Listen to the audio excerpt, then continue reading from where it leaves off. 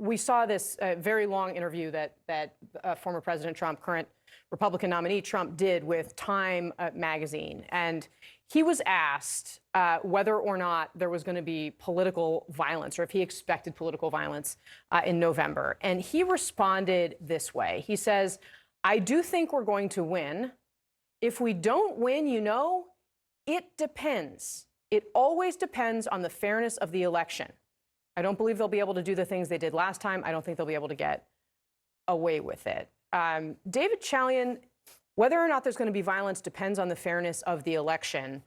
I hear in that, Trump is invoking January 6th in regards to these protests, but this seems like something we may be revisiting again and again. And yet it's not new for Donald Trump, right? We all remember the 2016 debate against Hillary Clinton, where he made clear as a first-time candidate that he may not accept the results to the election. And then we actually lived through the violence of January 6th in the aftermath of the 2020 election, and Donald Trump's silence during that time. So having language like this is no doubt, yet again, and of laying groundwork for the potential for a repeat of what we saw on January 6th. I'm not suggesting Trump is calling for that here. I'm just saying by not having totally just clear, unequivocal language should be no. that this should be exact. That's what I'm saying. That's the answer. Should be no. There should be no political violence. And yet he wants to continue to live. This is why. And David, I would love to hear your thoughts on this. Anytime he's sort of back in this space of the election and things not being fair, and therefore the outcome of that, he's in a losing space for him. Yeah, look, I don't disagree. I think that forward-looking is much better than backwards-looking. Everybody kind of agrees on that. The president's stuck on 20. The more you talk about 20, the less we're talking about things that are occurring today. But this question was about the future. No, I understand. I understand, Case. But it's that future is kind of a look in the rearview mirror, saying if what happened in 20 happens again, then we're going to have problems. He should say, look, I hope that we have a free and fair election. I hope people accept that. But there are people, a lot of people.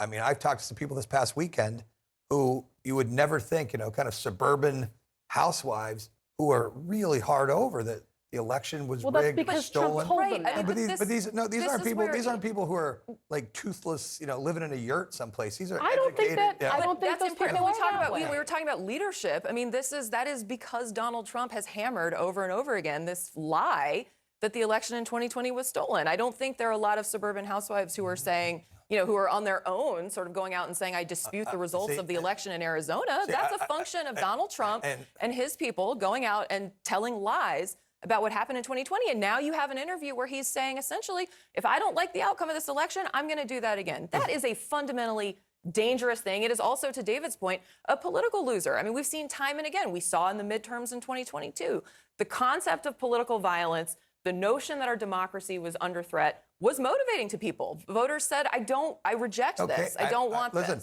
I 100% again agree, right? We should be talking about the economy. We should talk about ideas, Trump versus Biden on XY foreign policy, all the things that I think are winners. If you're a Republican. I think are winners, right? Well, we have to talk about abortion. Yeah, you do. We just have to have an answer on abortion, a better answer on abortion. I don't think Trump's position is a bad position whatsoever, right? His position was the position of the Republican Party for 50 years. It's a states' rights issue. You had other members of the Republican Party, like Lindsey Graham and others, putting out pretty extreme positions. But Trump's position was reasonable for many, many years. It was the dogma of the party. To go back to the main point, though, why can't Trump just say, no, there's not going to be political violence?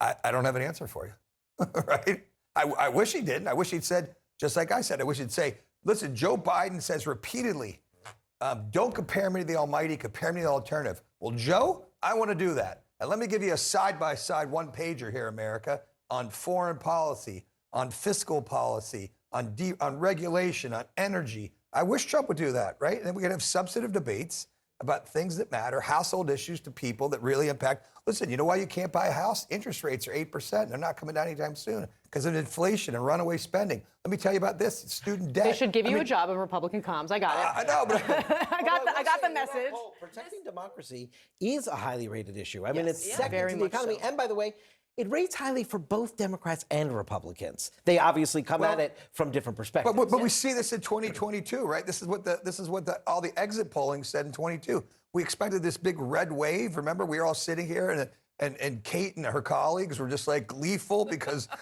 and they were like, "Look, Urban, you're going down," right? That was actually what I was saying in the White House. I was saying, David Urban, you were going down. Because everyone expected this big red wave, and then all the exit polling said democracy, democracy, democracy. Yeah. Look, our hand was on the stove. Take it off. Let's go straight to our political panel who's here. So, Sarah, first of all, let me just throw it open to you. What struck you most about the Time Magazine interview? How much Donald Trump talked about what he wanted to do going forward. I got to tell you, this piece it is terrifying, but also so important that everybody go read it. Because there has been so little attention paid to what Donald Trump says he's going to do in his next term. There's a lot of speculation, a lot of fear about what he's going to do. The things that were laid out in this piece show that people are right to be afraid. It's so funny, the juxtaposition, and by funny, I don't mean funny, haha, but terrifying. The way that he says, oh, I'm not going to be a dictator. I'm just joking. Also, let me tell you how I'm going to manipulate the Department of Justice and fire people who don't do exactly what I want and put a bunch of loyalists into all of these civil servant offices. Like, that is exactly what people are saying when they're talking about dictator. And so I was impressed by how much this reporter got out of him. And I think it's really important that we understand right now that the trials make us focus on sort of what Trump did before. And we do have to, at some point, really start thinking about what Trump 2.0 is going to look like for this country. What about you? I mean, I totally agree. I think that he just laid out the differences between him and Joe Biden and what they're going to do when they go out and campaign, or what this is what he's campaigning, because he's in trial every day. But it is very scary, and it's fearful. People should be fearful that he is going to be a dictator, just like he said he is going to do.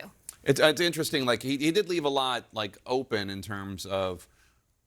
He wouldn't rule out some of the harshest things that the reporter proposed, like, will you use the military to actually build camps and deport 15 to 20 million undocumented immigrants and send them out?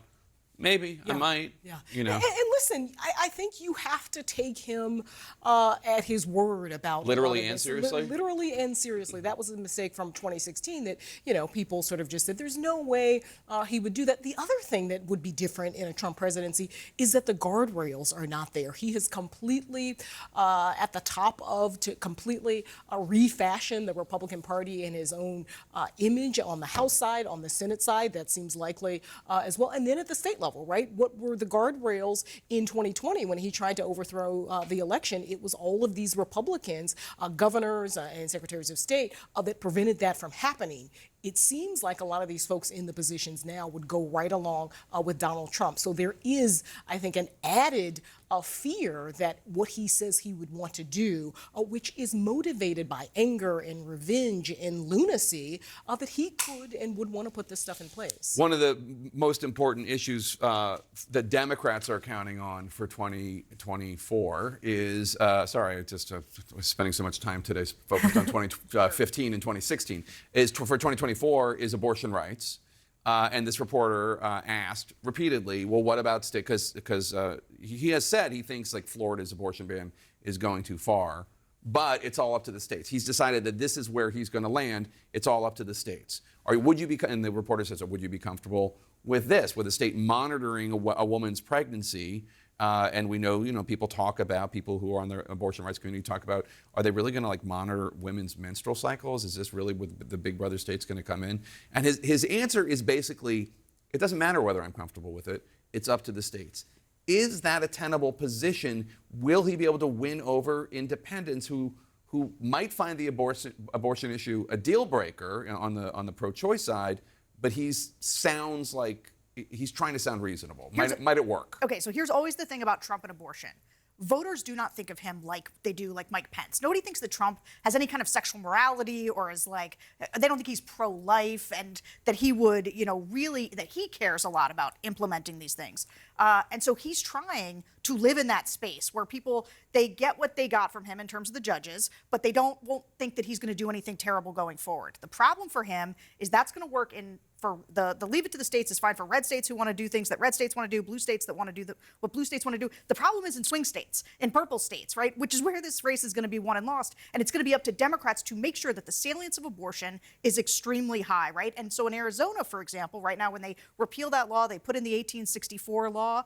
I did a bunch of focus groups where I listened to women from Arizona. They were extremely alarmed about the idea of Donald Trump and Republicans in general now that that law is on the books. So that, I think, is how he can't have it both ways if Democrats are able to really prosecute the case on abortion. And he is, other than Mitch McConnell, perhaps the individual who is the single most responsible for Roe v. Wade being overturned. I mean, just as a factual matter, whether you like it or not. He is the only person that is responsible. He put those justices on the court. But also, this is going to be decided by 5% of the population who's not paying attention right now. So this article will jazz up his base. It will raise him money, all of the things. But when it comes down to getting votes in November, this article is going to really turn people the other way. And I think particularly independent women, suburban, college-educated women, they're not going to be like, well, I don't care about the women in Mississippi, their rights. They want, sort of rights for abortion. And the idea that a president would essentially say he doesn't care about the lives of these women, the bodies of these women in different states, I think is pretty reprehensible to most women.